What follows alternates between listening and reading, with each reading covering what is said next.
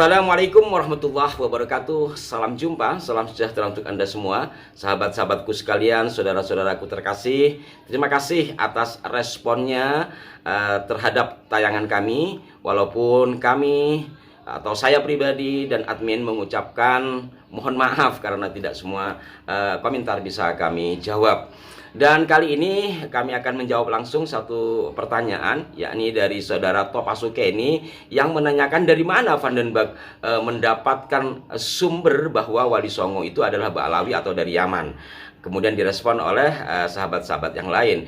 Kecuali itu, saudaraku sekalian, saya juga mendapat kiriman video ceramah seseorang yang mengatakan bahwa Wali Songo itu dikesankan berasal dari Yaman. Mungkin baik kita untuk simak bersama ya. Kita lihat bagaimana dakwanya orang Yaman masuk ke negeri kita. Alhamdulillah, berbaur mereka dengan masyarakat, menikah dengan orang pribumi, sehingga terlahirlah anak cucu para sadah yang mana bibit-bibit mereka orang asli pribumi Indonesia ikut menyebar luaskan agama Islam berkat Wali Songo tersebut. Betul. Yang bersumber dari mana? Bukan dari Gujarat, bukan dari Tionghoa sebagaimana dikarang pada tahun 1960 sekian. Itu baru sudah ditulis oleh Islamov, ahli daripada bidang hukum Belanda pada tahun 1884 sampai 1886. Dalam buku beliau itu ditulis kalimat tersebut. Intinya penceramah ini juga mengutip dari Vandenberg bahwa penyebar Islam di Nusantara ini berasal dari Yaman. Itu yang dimaksud tentu adalah Wali Songo. Sekarang pada bagian mana Vandenberg menulis itu? Saya juga bingung. Saya sudah bolak-balik. Saya baca buku ini kan sejak lama ya. Tapi ketika mendapatkan informasi ini pada bagian mana ya gitu. Maka dari itu penting juga untuk dijelaskan para pemirsa sekalian. Sebenarnya kalau kita mencermati pada edisi sebelumnya sudah ada kilasan ya bahwa pada bagian kedua bab kedua buku Denberg dia mengatakan tidak bisa memastikan berabad-abad tahun yang lalu ada kedatangan orang Arab ke Nusantara untuk menyebarkan Islam. Walaupun dia tidak menafikan tapi tidak bisa memastikan. Yang dia pastikan 15 tahun sebelumnya, yakni dari 1885 dari Angkatan Penelitian, dia tidak mendapatkan hal yang diinformasikan itu terkait dengan dakwah orang-orang Arab ke Nusantara untuk menyebarkan Islam. Baik, sekarang saya akan coba baca dari keterangan-keterangan Vandenberg. Dan sebelumnya saya jelaskan para pemirsa, jadi buku ini berdasarkan penelitian yang dia datang ke koloni-koloni besar kemudian wawancara ya. Sekali lagi ketika di Jakarta dia ditemani oleh seorang Arab bermarga Babahir, kemudian juga dibantu oleh Habib Utsman bin Yahya. Saya tidak tahu ketika dia sudah ke Jawa Tengah, ke Jawa Timur, ke Madura, kemudian ke Palembang, dan terus ke Singapura ditemani oleh siapa. Tapi dalam keterangannya dia mendatangi koloni-koloni besar. Artinya perkampungan Arab besar dia melakukan wawancara. Jadi apa yang dilihat di situ dia tulis. Sementara terkait dengan masa silam, masa sebelum dia datang, keterangan-keterangan sebelumnya dia merujuk kepada beberapa buku atau tulisan-tulisan yang ada di dalam media cetak pada saat itu.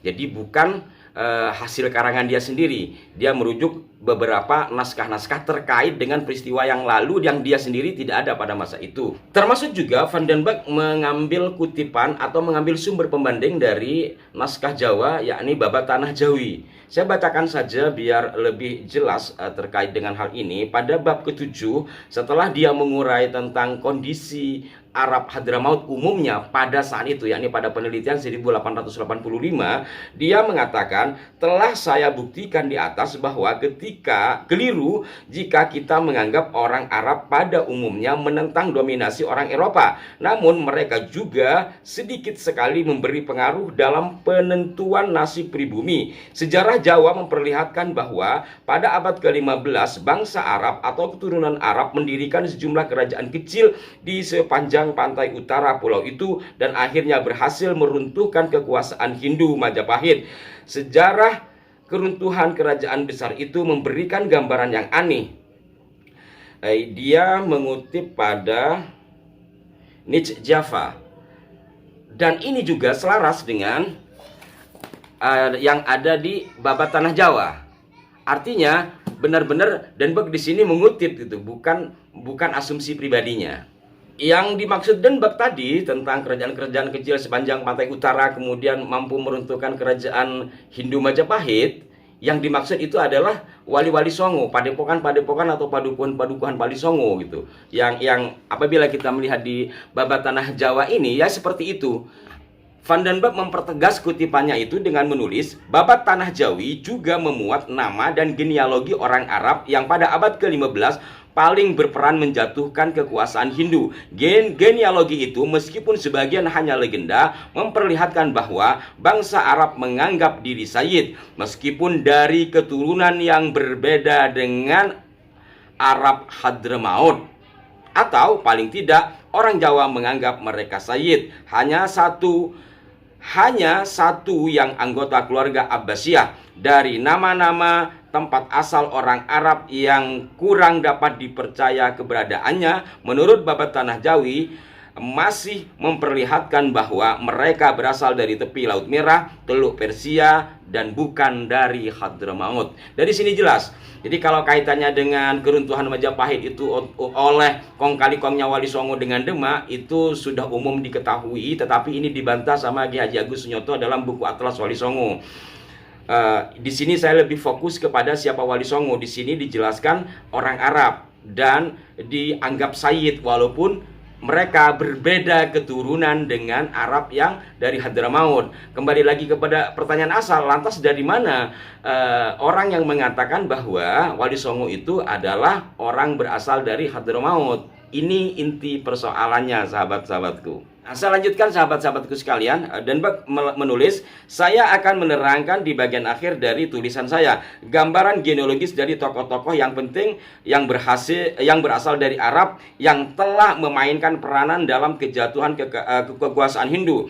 Mereka menyandang gelar bagi masyarakat Jawa modern, wali, maulana, kiai ageng, atau sunan. Saya meneliti genealogi mereka dan naskah yang tidak diterbitkan milik masyarakat seni dan ilmu pengetahuan di Batavia. Naskah yang memuat genealogi para priagung dan pemimpin Jawa masa kini. Penyusunnya adalah seorang cendekiawan Jawa, Raden Ngabehi Ronggowarsito. Ia telah menyusun genealogi berdasarkan babat tanah Jawi di bawah pengawasan dan petunjuk Cohenstot, pujangga besar dalam kesusastraan Jawa kuno. Oleh karenanya, genealogi itu dijamin telah disusun dengan ketepatan yang tinggi. Ini pendapat pribadi Van den Berg atas tulisan Ronggowarsito terkait dengan genealogi orang-orang Arab masa lampau, bukan yang masa Hadramaut ya.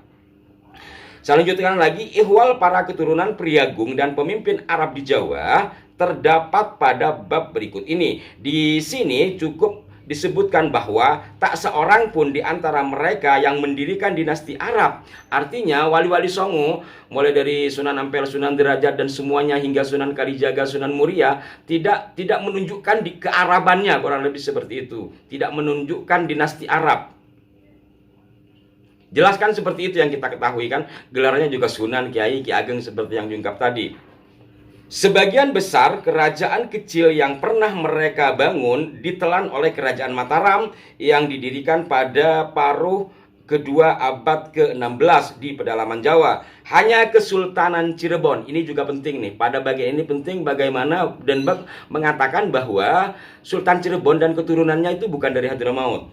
Bukan satu silsilah, kurang lebih seperti itu ya. Nah, saya lanjutkan, hanya Kesultanan Cirebon dan Banten yang tetap merdeka hingga penyatuan ke dalam wilayah Belanda. Namun sejak generasi yang pertama, keturunan orang Arab yang telah mendirikan kedua kesultanan itu, yakni Cirebon dan Banten, tidak lagi dapat dibedakan dari priagung pribumi yang lain. Artinya sudah seperti orang pribumi yang lain.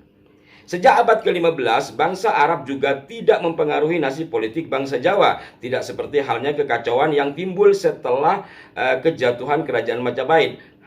Hal itu tidak menghalangi para priagung Banten untuk tetap memelihara hubungan dengan Mekah. Di kota itulah pada tahun 1638 gelar sultan diberikan, seperti halnya yang terjadi di Mataram pada tahun 1632. Bangsa Arab dari Hadramaut tidak pernah berhasil mempengaruhi baik para sultan di Batavia maupun di Mataram. Mereka lebih suka bermukim di wilayah lain di Pulau Jawa yang telah diduduki oleh VOC dan kemudian oleh pemerintah Belanda. Jelas kan para pemirsa bahwa dari mana pendapat yang mengatakan Den Berg mengatakan seperti yang ada dalam video tadi atau dalam pendapat-pendapat yang lain mungkin. Nah, saya lanjutkan kepada penjelasan Van den Berg terkait dengan Kesultanan Cirebon. Ini sudah pada bab yang lain tapi penting untuk disampaikan. Saya akan baca. Berdasarkan penjelasan di muka, saya akan menyenaraikan beberapa contoh asimilasi keluarga-keluarga Arab dengan pribumi. Contoh yang cukup mencolok karena mereka berkaitan dengan keluarga aristokrat. Pertama, menarik untuk dilihat nasib keturunan bangsa Arab yang telah mendirikan Kesultanan Islam di Pulau Jawa, karena mereka masih tinggal di kediaman nenek moyangnya sampai kini, artinya sampai 1885.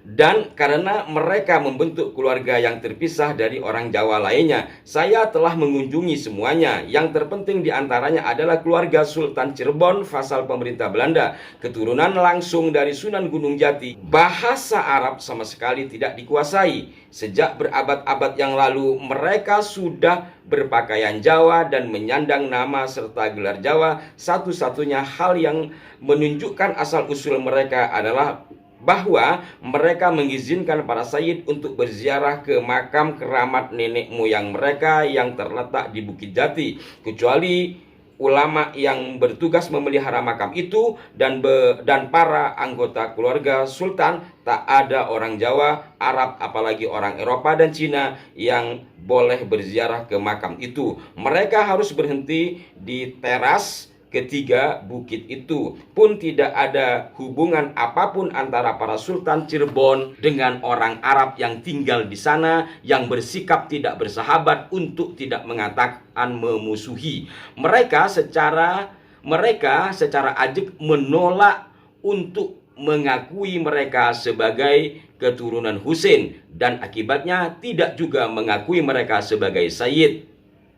Di sini jelas bahwa nanti pada bagian berikutnya, komunitas Arab Hadramaut atau Arab pada 1880-an itu adalah komunitas baru. Bahwa komunitas Arab di sekitar Kesultanan Cirebon itu tidak mengakui bahwa Sultan Cirebon itu adalah sayyid atau keturunan dari Al-Husain. Bahkan di sini juga agak kasar nih menurut saya. Pun tidak ada hubungan apapun antara para Sultan Cirebon dan orang Arab yang tinggal di sana, yang bersikap tidak bersahabat untuk tidak mengatakan memusuhi.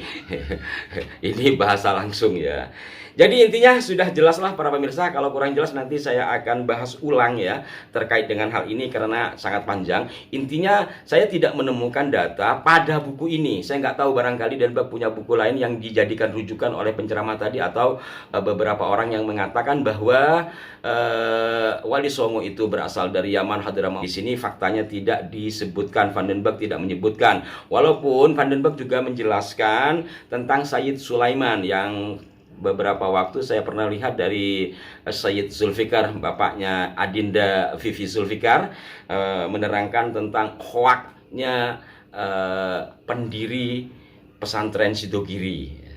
Di situ memang perlu ditelah ulang. Van den Berg juga menjelaskan memang tentang Sayyid Sulaiman yang datang pada awal abad 18, tetapi Van den Berg tidak menjelaskan bahwa Sayyid Sulaiman yang datang abad 18 itulah yang mendirikan pesantren Sidogiri. Dan saya sudah buka website Sidogiri, nampaknya sama dengan yang beredar bahwa pesantren Sidogiri itu didirikan oleh Basyaiban Hadromi lah, kurang lebih seperti itu. Dan itu sudah diterangkan oleh Sayyid Syarif Zulfikar, ayahanda dari Adinda Vivi Zulfikar. Demikian para pemirsa, mudah-mudahan bermanfaat. Pada intinya apa yang ditanyakan tadi dan pernyataan dalam video yang saya putar tadi, tidak ditemukan data dalam buku Vandenberg yang ini. Saya tidak tahu jikalau ada buku yang lain. Monggo dikirim judulnya apa. Yang ini dalam buku, dalam bahasa Indonesianya adalah Hadramaut dan Koloni Arab di Nusantara yang diterbitkan oleh INIS dengan judul asli Hadramaut et les Kolonies Indis. Wah, ribet bahasanya. Mohon maaf, mudah-mudahan manfaat. Sampai jumpa. Wassalamualaikum warahmatullahi wabarakatuh.